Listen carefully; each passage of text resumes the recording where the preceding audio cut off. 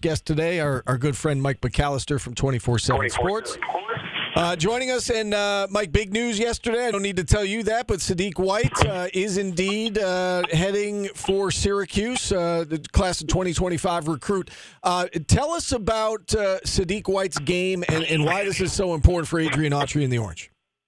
He's one of the most athletic players in the entire class, extremely bouncy, one of the players that when you get out in transition, he's someone you can throw lobs to and can kind of change momentum of the game, get the crowd into it. He's going to be someone that when Syracuse does their Fan Fest or Midnight Madness or whatever they're calling it, Orange Madness, I think it was called last year, he's going to be someone that participates in the slam dunk contest, is going to wow the crowd.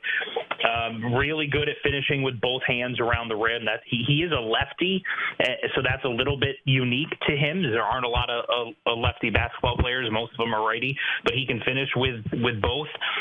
The areas where he needs to improve are getting stronger. You know, he's a little bit on the skinnier side right now. If he wants to rebound and bang with players at the ACC level, he's certainly going to have to add some strength and some muscle to his frame, but has the length to be able to do that without losing the athleticism. And then, of course, getting some consistency on his mid-range and outside jumper, I think, would be huge for him taking the next step in his development. But the biggest thing to me that separates him from other players, you can talk about the athleticism and the highlight reel dunks all you want, is he is a very willing defender. He is an elite level defender and can guard multiple positions. I think that's something that Coach Autry is going to like about him the second he steps foot on campus.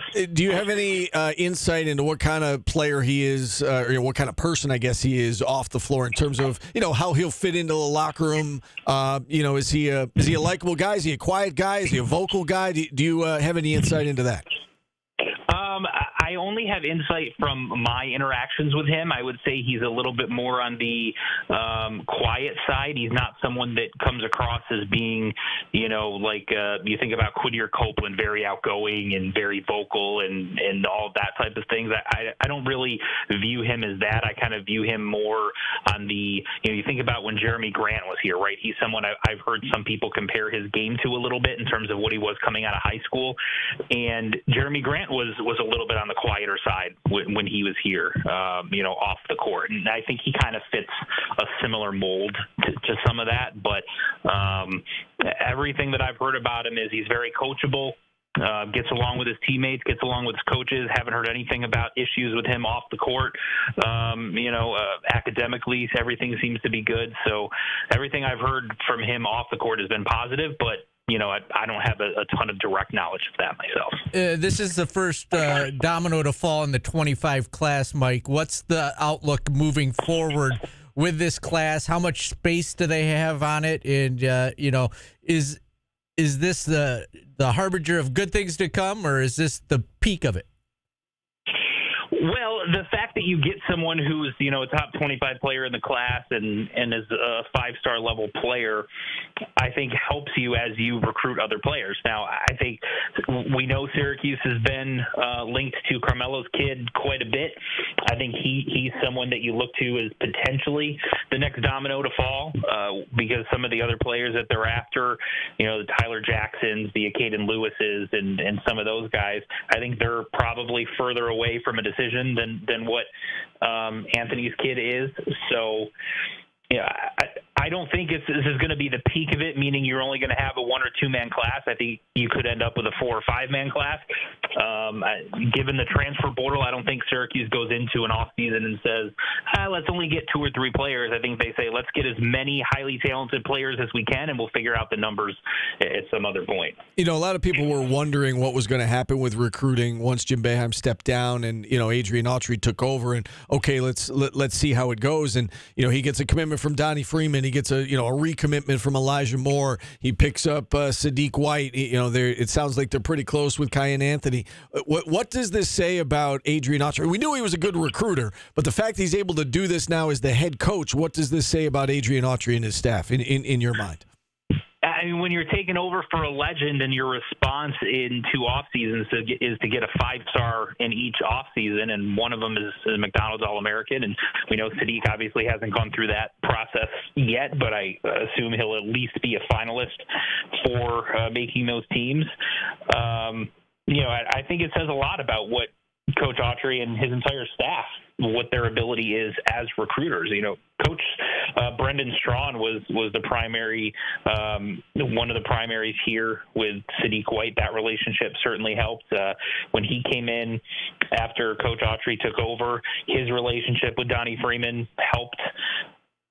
So I think the entire staff, we know Alan Griffin's been here. He's got a reputation as being a good recruiter. I think the entire staff's ability to recruit and support Coach Autry's vision in terms of the types of players he wants to bring in, the fact that they're able to do that, the fact that his first offseason he landed J.J. Starling, one of the top players in the transfer portal as well, I think it says a lot about his ability to attract talent. And as Syracuse continues to make strides on the NIL front, I think they have the potential to continue to bring in that level of talent and even bring in more players with that level of talent. Mike, we've talked a lot on this show about how on paper both football and basketball recruiting looks like it's improved a ton.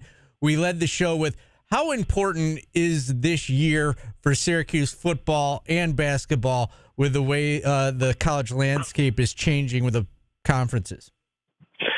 I mean, it feels like we go into almost every season saying this is the most important Syracuse basketball or football season that I can ever remember. And you rattle off all the reasons why. But your point to the changing landscape of college athletics, I think makes this one fit that bill more so than just kind of the regurgitating that same comment every year, because you have the potential that by this time next year you could have super conferences and the NCAA might cease to exist in the current format that it exists right now. So there's so many things that are constantly changing that Syracuse has to make itself as attractive as possible. And so when you have the name brand that Syracuse basketball has and the history that Syracuse basketball has, and you can combine that with Adrian Autry winning 20 games year one and then getting back to the NCAA tournament year two while continuing to attract high-level talent, I think that sets you up for being an attractive option. But we know that the number one driver of all of this is football. And so Fran Brown has done a tremendous job, as you guys have discussed and has been discussed amongst fans since he took over, at creating buzz that we really haven't seen around the football program in a long time, and brought in a lot of talent and highly regarded and highly thought of talent to improve the roster. Now if they can go out and have, a 9-10 win season on top of that, it creates even more buzz. It really puts Syracuse in a great spot. You combine that with the basketball program making the NCAA tournament. We already know what a lot of the other sports, men's and women's lacrosse, are both headed in positive directions. The women's rowing team is in the NCAA tournament for the fourth straight year. A lot of other programs are in good shape. Men's soccer just won a national championship within the last few years. So there's a lot of things to be positive about in terms of Syracuse athletics as a whole. But if you can get those two marquee programs to have really strong seasons and continuing upward trajectories along with the buzz that they're creating in the off seasons, I think that sets up Syracuse to be a very attractive option as the NCAA and college football landscape continues to change. We brought up Carmelo's kid a few minutes ago. What's the latest with him, Mike? Do you have a feel for when he's going to make an announcement, and what do you expect that announcement to be?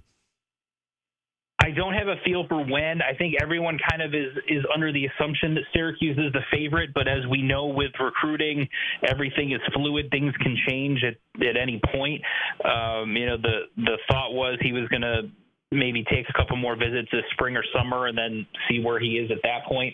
I still think from a Syracuse perspective, the team that you're most concerned with is Indiana, just because their head coach, Mike Woodson, was a coach of Carmelo Anthony with the Knicks, and those two have a good relationship. And so as much as Carmelo values his relationship and thinks highly of Syracuse and loves his time here, still supports the program and all of that, his coach isn't the coach anymore. And while he has a good relationship with the current coaching staff, it is a little bit different. I still think Syracuse is considered the favorite and should be considered the favorite, but until recruiting is done and over with, you just never know. And I think as you look at it now, Indiana is probably their biggest threat, but no definitive time frame as far as when a final decision is going to come. All right. Paulie and I had a little bit of a disagreement, or at least a differing opinion in terms of how we look at things. So we were talking about Donnie Freeman, and we were talking about the potential starting lineup yesterday. And I said that I thought it was very important that, again, all things being equal, like if it's close between him and Jair Davis, Freeman be in the starting lineup. Again, he's your highest-ranked recruit in 20-plus years. There's a lot of buzz around this kid. I do think, normally I don't care who starts. I think in this case, though, it's important from a perception standpoint. Paulie said, that he thought the veteran of Jair Davis. I'm not putting words in your mouth, right? I mean, this is you said being the veteran, maybe he would be the starter. Make it a little easier on the kid. Where do you stand on whether or not Freeman should come off the bench / be in the starting lineup? Well, I look at it from this perspective. I know from talking to Freeman and his dad, at least the message that they have communicated to me is they are comfortable with whatever role Coach Autry deems best, meaning if they think that it's in his best interest to come off the bench, at least to start the season, that they're okay with that. They're not going to suddenly become disgruntled and say we're definitely leaving in the offseason. So I do think that the approach from Donnie Freeman's side of things is very positive from that perspective. The thing is, with his talent level, I understand, Steve, the thought of put him out there to start, because if you have a McDonald's All-American who's not starting, and the guy who is starting over him isn't an incumbent, right? It's not like he'd be backing up Malik Brown because Malik Brown is still there and he's the starter. It's someone else that's new that you're bringing in. Some in the fan base are going to immediately say, oh, maybe he's not as good as we thought he was. And that's really not fair to him either. I think both players either way are going to play a lot of minutes, and ultimately the judgment on them is going to be dependent on how they play. The thing is, when you have a veteran like Jair Davis, is he better suited to adjusting to a different role of coming off the bench and being a complementary piece since he's been around for several years, as opposed to Donnie Freeman everywhere he's been, AAU, high school, USA basketball tryouts, McDonald's All-American, everywhere he's been a starter. That's what he is used to. And so do you put him in a position where he's actually more comfortable starting him because that's the role that he's accustomed to? I think you could make a strong argument there. Yeah. All right. That was a really insightful answer. He didn't take either side, Paulie, but that was a really insightful answer. Mike, Syracuse still has 3 scholarships left, and I know you said they've been playing it close to the vest all transfer portal season, but are they done, or is there anybody else that they could possibly get? No, I don't think they're done. There's been some rumors. A player, I think Lucas Taylor from Georgia State, that they've been linked to a little bit. They've had conversations with. I still think they're looking for a guard and then someone who could be a front court player, kind of a versatile, could play the 4 or the 5, or can play multiple positions along the front court. But yeah, I don't think they're going to sit where they're at and leave those scholarships unused. Not necessarily using all of them. It's possible that they leave one on the table, but I think they'll add 1 or 2 more players before all is said and done. Is there a shooter they could get? Because we're looking at this team right now, and only one player's really knocked down threes at the college level, and that was Chris Bell. Yeah, I mean, I think your hope is that J.J. Starling, what he showed the last half of the season, he was a much better shooter during that stretch, and that was also during a time when Syracuse's offense was much, much better than what it had been. Defense took a little bit of a step back, but that I think was in part due to, you're playing ACC level competition. You don't really have a 4 and you don't really have a 5, and teams exploited that. But offensively, they were much better than what they were in the first half of the season. So your hope is that J.J. Starling continues to progress from that perspective. Jaquan Carlos, I think, is a better outside shooter than people give him credit for. We don't know what Donnie Freeman's going to be at this level. We know he has the capabilities of hitting 3-point shots, so that's kind of a wait and see. But the guy I mentioned, Lucas Taylor, is someone who shot above 35% last year, but was on a lot of volume because Georgia State asked him to take a lot of shots. So your hope is that if he comes into a role where he doesn't have to take as many shots, that his shot selection will be better, and that will increase his efficiency. But he's certainly very capable of hitting the outside shot and impacting the game from that spot. Mike, one listener question. Al, in our chat, loyal listener, wanting to know if you think there's any chance William Patterson changes his mind and ends up staying and providing some depth at the center position. Any chance of that happening in your mind? I never like to say zero chance because, in sports and recruiting and transfer portal, anything can happen at any point. Things change so quickly. But the last I had checked on that with a couple of different sources, it seemed like it was a minimal chance at best that would happen. And I think the best case for Syracuse fans is to assume it's not going to happen. And if it does, then, perhaps. But, he hasn't found a landing spot yet, but bigs are always in demand, and we know Syracuse is looking for another one. So is it impossible? I wouldn't say it's impossible, but not something that I think is likely either. All right, Mike. Great stuff as always. Really appreciate you coming on. Enjoy the rest of your week, and we'll talk again soon.